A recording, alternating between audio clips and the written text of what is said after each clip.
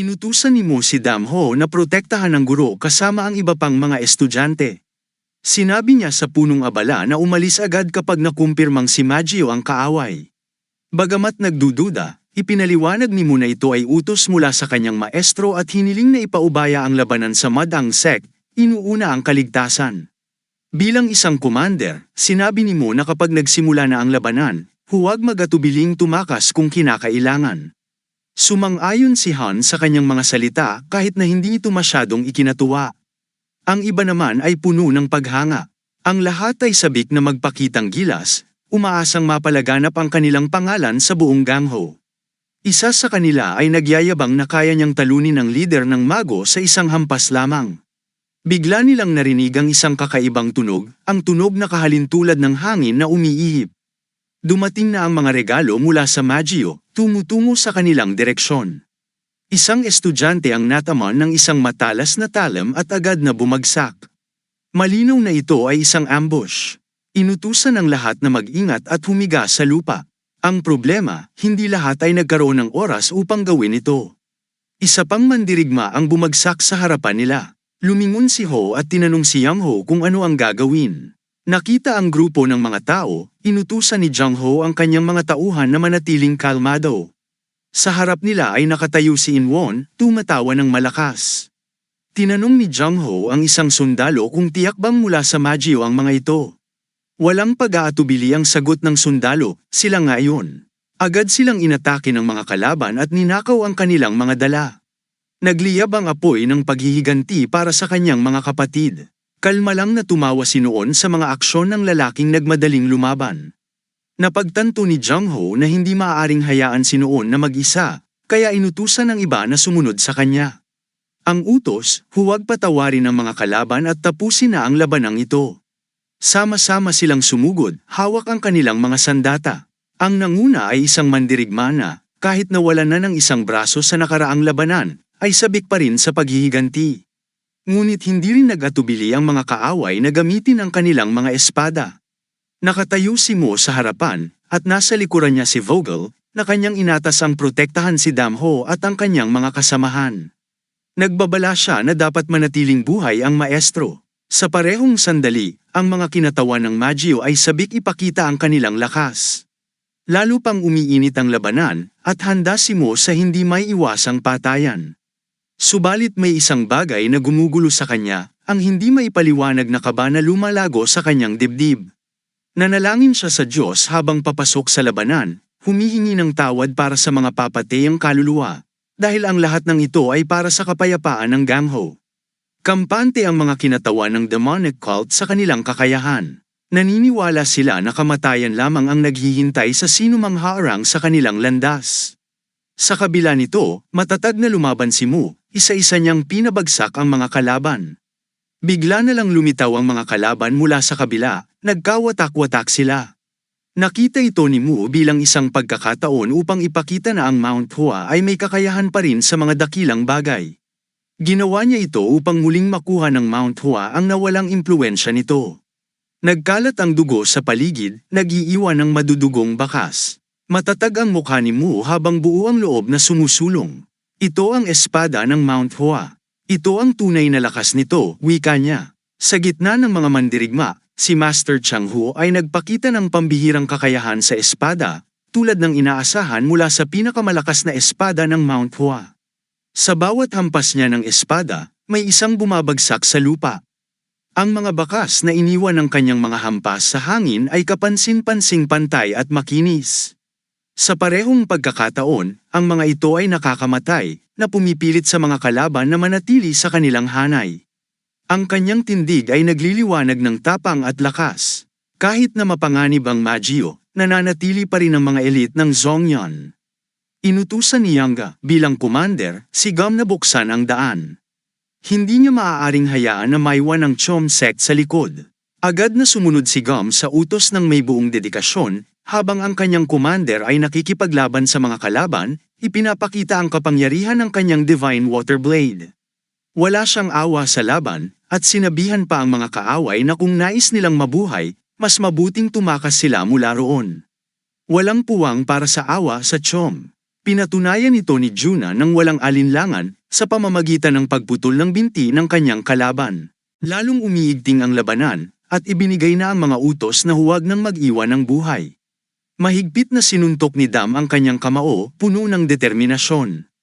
Inutusan siyang umalis, tiniyak sa kanya na poprotektahan ng mga estudyante ang maestro. Kailangan niyang umatras kasama ang maestro upang matiyak ang kaligtasan nito. Ngunit nais ni Dam na ipakita ang kanyang kakayahan. Sa pagkakataong ito, nagdesisyon siyang ipagtanggol ang maestro sa ngalan ng Mount Hua laban sa pangkat ng mga walang awang mamamatay tao. Umabot ang labanan sa isang hindi pa naririnig na antas ng karahasan at lalong nadyugo ang bangin. Ngunit biglang lumitaw ang isang misteryosong figura. Ang kanyang enerhiya ay ramdam ng lahat sa paligid niya. Napakalakas nito, napansin din ito ni Dam Ho. Sino siya? Tanong ng iba, puno ng kuryosidad. Ang ilan ay napalunok ng malamig na takot dahil ang nakakatakot na presensya ng papalapit na figura ay nakaka-overwhelm. Inutusan ang mga disipulo na panatilihin ang kanilang posisyon at magtipon sa 7-star blade formation. Ngunit tila walang pakialam ang estranghero sa formasyong ito. Agad siyang sumugod sa karamihan sa kanyang harapan, itinutok ang kanyang mga espada sa mga kalaban. Nang makalapit siya, nagsimulang maglabas ng matinding init mula sa kanyang kamay. Ang init na ito ay nagmumula sa kanyang enerhiya na ginagamit niya sa pag-atake. Imposibleng mapigilan ang kanyang mga hampas. Isa-isa niyang pinabagsak ang mga kalaban na parang wala siyang mahaharang. Ang bawat isa na nakaharang sa kanyang daraanan ay tanging nakakita lamang ng mga nakakagulat na bilis ng galaw ng kanyang mga kamay. Kontrolado niya ang kanyang katawan nang may kahusayan na tila sumusunod ito sa bawat intensyon niya. Kinalat niya ang mga kalaban, iniwang nakadapa sa lupa. Kahit nanginginig, mahigpit niyang hawak ang espada sa kanyang mga kamay.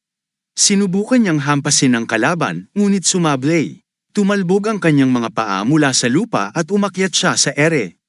Ang estranghero ay naghahanda para sa isang atake mula sa itaas. Tahimik niyang pinanood ang mabilis na papalapit na atake. Ngunit bigla na lang lumitaw ang isang pamilyar na figura sa harap niya, nakatayo malapit sa isang malaking bato. Kalma lang, Vonal, sabi ng isang boses. Kasunod nito, buong lakas na sinuntok ni Dam Ho ang kalaban. Ito ay ang matinding suntok ng taong itinuturing ng lahat sa Mount Hua na walang halaga, ang taong hindi pinaniniwalaan ng sinuman. Nagpakawala si Dam Ho ng isang napakahusay na sipa na naglabas ng enerhiya sa paligid, nagpaikot ng isa na bumagsak sa lupa na gulat na napabulong, kapatid. Ang mga estudyanteng nakamasid ay kapwa na mangha. Wala sa kanila ang makapaniwala kung paano niya nagawa ang ganoong kalakas na teknik. Lumapit si Dam Ho sa kalaban. Ang estranghero, sa kabila ng kanyang maskara, ay hindi maunawaan kung paano siya napigilan. Narinig ni Dam Ho ang isang galit na tinig ng babae, paano mo nagawa ito? Tumalon siya mula sa lupa, pinapalakas pa ang enerhiya sa kanyang kamay, at diretso siyang lumipad patungo kay Dam Ho. Mag-ingat, sigaw ni Master Hien sa disipulo. Ang teknika ng babae ay ang Mago's Flaming Fist of Dusk. Ang bawat galaw niya ay nagdoble sa bilis, at nasa harap na siya ni Dam Ho. Agad nag-set up ng depensa si Dam Ho gamit ang kanyang mga kamay upang harangin ang bawat suntok. Ngunit ang presyon mula sa babae ay napakalakas. Sa likod niya, naalala ng maestro ang nakalipas, 20 taon na ang lumipas, ngunit sigurado siya na maraming miyembro ng Mount Hua ang nasawi dahil sa teknikang iyon.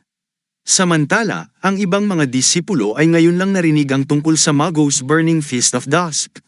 Ngayon, nasaksihan na nila mismo ang nakapangingilabot na enerhiya. Dahil sa lakas nito, halos hindi na makita ni Dam Ho ang anumang nasa harap niya.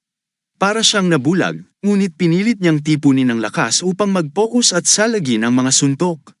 Sa kanilang panunood, tila daan-daan ang mga suntok na bumabagsak sa battlefield, napakabilis ng mga galaw ng kalaban.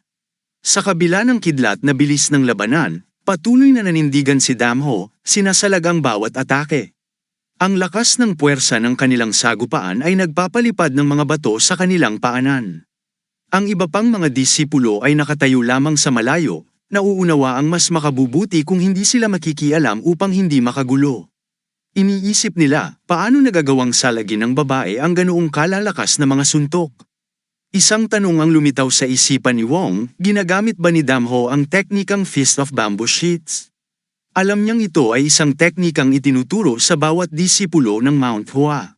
Subalit ang bersyon ng teknik na alam niya ay mas mahina, hindi sapat upang harapin ang napakahusay na sining ng kalaban. Bukod pa rito, may kapansanan si Damho sa isang paa, na naging dahilan upang ituring siyang talunan sa Mount Hua. Ngunit sa kabila ng lahat ng ito, nagawa ni Damho na salagin at harapin ang Flaming Fist of Dusk. Sa kanyang isip, tinanong ni Wong ang sarili na itago ba ni Damho ang tunay niyang kakayahan sa lahat ng oras na ito. Habang abala si Wong sa pag-iisip, patuloy ang labanan. Isang malakas na suntok ang tumama kay Damho sa kanyang dibdib. Nalasahan niya ang isang maasim na lasa na parang umaakyat mula sa kanyang sikmura.